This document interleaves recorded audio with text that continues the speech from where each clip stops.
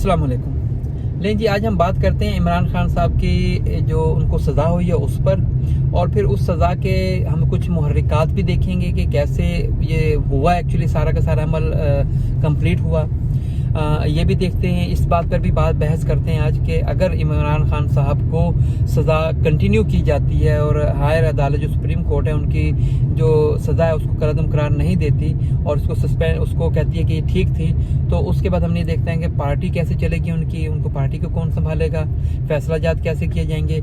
और हमने ये भी देखना है कि इमरान खान की जो गिरफ्तारी है इसके हमारे सियासत के ऊपर क्या असरात होंगे।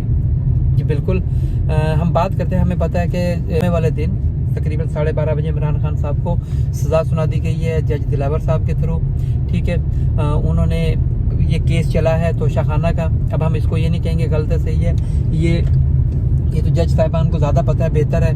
ठीक है कि उन्होंने फेयर ट्रायल के थ्रू ये फैसला दिया है या उन्होंने किसी प्रेशर के थ्रू इमरान खान साहब को 3 साल की कैद की सज़ा सुनाई है और लाख के उन्होंने फ़ाइन भी किया गया 1 लाख कैश का।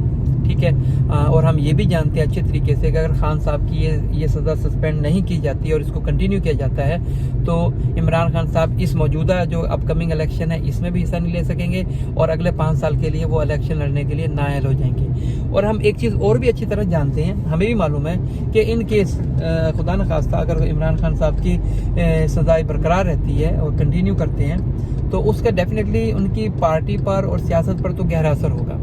पार्टी पर इमीडिएट मैं ये समझता हूँ जो गहरा असर होगा वो ये है कि पार्टी वो परफॉर्मेंस नहीं दे पाएगी क्योंकि खान साहब उसमें नहीं होंगे, क्योंकि खान साहब के बाद जो पार्टी के चेयरमैन है वो हैं जो सदर बनेंगे वो हैं शाह महमूद कुरैशी साहब। ठीक है जी, अब शाह महमूद कुरैशी साहब अपने हलके में तो उनकी पावर है, लोग जानते हैं अच्छे तरीके से, लेकिन as a whole Shah Mahmood Qureshi साहब हिमसेल्फ वो पार्टी तो नहीं है ना, वो उस तरह तो नहीं आगे बढ़ सकते। जबकि दूसरी तरफ हम ये देखते हैं कि खान साहब को पकड़ा कैसे गया, कैसे सज़ा सुनाई गई, इमीडिएट सज़ा सुनाई गई और इमीडिएट उनके ऊपर पकड़ भी लिया गया। ठीक है जी, और पकड़कर उनको फौरी तौर पर अटक जेल में पहुंचा दिया गया। अटक जेल के अंदर क्या चीज़ है आपको पता है कि उनको एक छोटा सा कमरा दिया गया जिसके अंदर उनको किसी भी किस्म की कोई सहूलत भी फराहम नहीं की गई। तो ये खान साहब के साथ हो गया है। अब हम जब दूसरी तरफ आते हैं, जो मेन चीज़ है जिसको हमने डिस्कस करना है कि ये इसके हमारे सियासत पर क्या असरात होंगे। जी बिल्कुल, अब मैं इसमें बता देता हूँ कि इसके सियासत पर तो बहुत गहरे असरात होंगे। इन केस के अगर खान साहब की देखें, चले हम पहले एक जाविया देख लेते हैं कि लेट्स सपोज कि हमारे हायर अदालत हमारी वो फैसला दे देती है कि खान साहब की जो पकड़ धकड़ की गई है वो सही नहीं है और उनकी जो सज़ा है वो ख़त्म हो जाती है। तो क्या होगा, हम वापस जुमे के दिन वाली कंडीशन पर पहुंच जाएंगे कि इमरान खान साहब फिर से अहल हो गए हैं, आने वाले इलेक्शन में वो इलेक्शन भी लड़ेंगे। ठीक है, उनकी पार्टी इलेक्शन भी लड़ेगी। ठीक है, उसके अलावा वो जलसे जुलूस भी करेंगे, उनको वो इजाज़त मिलेगी, बाकायदा बैठ कर यूट्यूब के ऊपर अपने वो खिताब भी कर सकेंगे और अगर उनको पूरी इजाज़त मिलेगी तो जलसों में जाकर वो वहाँ पर भी अपना खिताब करेंगे, आवाम को अपने खिताब से गरमाएंगे, उनके लोगों को गरमाएंगे, स्पेशली यंगस्टर्स के। तो वही की वही बात आ जाएगी। अब हम डिस्कस करते हैं इस चीज़ को कि इन केस के इनकी सज़ा बरकरार रखी जाती है। अब क्या होगा, देखिए सज़ा अगर बरकरार रखी जाती है तो शाह महमूद कुरैशी साहब वो हो जाएंगे, चेयरमैन बन जाएंगे।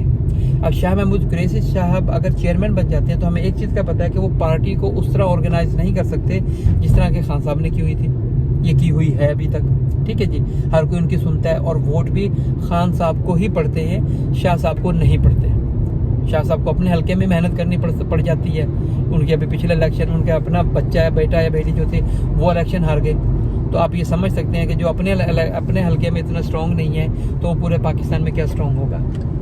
एक चीज़, अब दूसरी भी यहाँ पर डिस्कस कर लेते हैं कि इन केस के खान साहब ने लोग उनके अभी भी साथ हैं, उनकी पार्टी है। ठीक है, उनका इंतखाबी निशान भी चेंज नहीं किया जाता, जो कि बल्ले का निशान है वो भी वहीं का वहीं रहता है और लोग इलेक्शन में वोट डालने जाते हैं। तो डेफिनेटली अब सबको पता होगा कि खान साहब तो इलेक्शन नहीं लड़ रहे, वो तो इलेक्शन में हिस्सा ही नहीं ले रहे, वो तो है ही नहीं इसमें। अब वोट डालेंगे उन लोगों को जो कि उनके नाम पर इलेक्शन लड़ने के लिए आएंगे। लोगों को पता कि अगर पीटीआई जीत भी जाती है तो खान साहब तो नाअहल हैं, वो तो नहीं बन सकते। पार्टी के क्या कहते हैं इसको वज़ीर आज़म नहीं बन सकते, कोई फैसला नहीं कर सकते। जबकि हमें ये भी मालूम होगा कि जब तक ये चीज़ चल रही होगी उस वक्त तक खान साहब पार्टी के चेयरमैन भी नहीं रह सकेंगे। क्योंकि हमारे यहाँ रूल है, इलेक्शन कमीशन ऑलरेडी इसके ऊपर काम स्टार्ट कर चुका है। मैंने इसके ऊपर अलग से एक वीडियो भी बनाई है, आप उसको सर्च भी कर सकते हैं मेरी उस वीडियो को और उसको चेक करें। मैंने उसके अंदर भी बताया कि कैसे कल ही मीटिंग की गई इलेक्शन कमीशन ऑफिस में कि कैसे हमने खान साहब को अब एक फाइल बना ली गई है कि हम खान साहब की जो चेयरमैनशिप है उसको भी ख़त्म कर दिया जाएगा और उनके नेक्स्ट चेयरमैन अब पार्टी को संभालेंगे जो कि शाह महमूद कुरैशी साहब हैं। हम यहाँ पर थोड़ी देर के लिए फ़र्ज़ कर लेते हैं कि खान साहब के नाम की वजह से पार्टी कुछ सीटें जीत गई है। अब जब पार्टी कुछ सीटें जीतेगी तो डेफिनेटली वो हो सकता है कि इतनी सीटें जीत जाए कि आने वाली हुकूमत में वो अपोजिशन में बैठ जाए, अपोजिशन के पावर आ जाए उसके पास। मैं यहाँ पर एज्यूम करूँगा क्योंकि खान साहब नहीं होंगे, क्योंकि है तो फ़र्द वाहिद की पार्टी ना ये।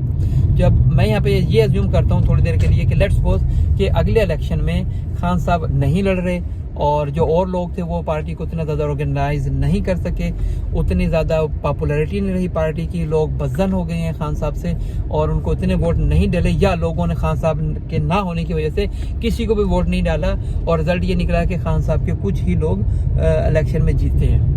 अगर कुछ ही लोग इलेक्शन में जीतते हैं तो अब वो क्या होगा, अब वो सिर्फ एक कोलिशन गवर्नमेंट के साथ ही कहीं पर बैठ सकती हैं, चाहे तो वो सिटिंग गवर्नमेंट के साथ कोलिटेड गवर्नमेंट बना लें या फिर वो अपोजिशन के साथ कोलाइड होकर वहाँ पर अपोजिशन में बैठ जाए। तो ये वो मैं समझता हूँ ये वो थोड़ी चीज़ें हैं। अगर खान साहब अगर खान साहब इलेक्शन नहीं लड़ते तो मैं समझता हूँ कि इसके मुल्क की सियासत के ऊपर इतने गहरे असरात मुरतब होंगे इस तरह से कि आने वाली गवर्नमेंट के अंदर भी खान साहब की पार्टी हमें नज़र नहीं आएगी और डेफिनेटली इन्हीं लोगों का राज होगा जो कि अभी है। और इसमें होगा क्या, कहा यह जाता है, हमने देख भी लिया है कि सिटिंग गवर्नमेंट जो है वो पूरी कोशिश है कि वो कहते हैं कि वो और एस्टेब्लिशमेंट एक ही पेज पर है, क्योंकि खान साहब की एस्टेब्लिशमेंट के साथ नहीं बनी तो इसलिए पिछले 1.5 साल से वो बड़े एस्टेब्लिशमेंट के ताब का शिकार हुए हैं और वो भुगत रहे हैं इस वक्त इन चीज़ों को। वो चाहते हैं कि किसी भी तरह से एस्टेब्लिशमेंट से छुटकारा हासिल हो और मुल्क के अंदर हकीकी जमहूरियत आए जो कि नहीं आने दी जा रही। अब ये हम आवाम के ऊपर है कि अगर हम सारे के सारे मिलकर खान साहब की पार्टी के लोगों को ही जितवा देते हैं तो डेफिनेटली फिर उनका वज़ीर आज़म बनेगा तो ऑफ कोर्स ये जो केस है खान साहब का ये दोबारा से रीओपन हो जाएगा। अब अगर खान साहब का केस दोबारा से रीओपन होता है उसके ऊपर फिर इस तरह ही सिलसिला होगा जैसे अभी मियाँ साहब के साथ हुआ है, तो खान साहब की नाअहली ख़त्म हो जाएगी। नाअहली ख़त्म हुई तो फिर देयर आर चांसेस कि वो अगेन हमारे वज़ीर आज़म बन जाएँ। तरीका यही है उनका। और हमने अभी इस वीडियो में ये भी देख लिया कि कैसे से खान साहब के ना होने से हमारी सियासत के ऊपर क्या क्या असरात मुरतब होंगे। इन्हीं चीज़ों के साथ अपना ख्याल रखिएगा। अस्सलाम वालेकुम।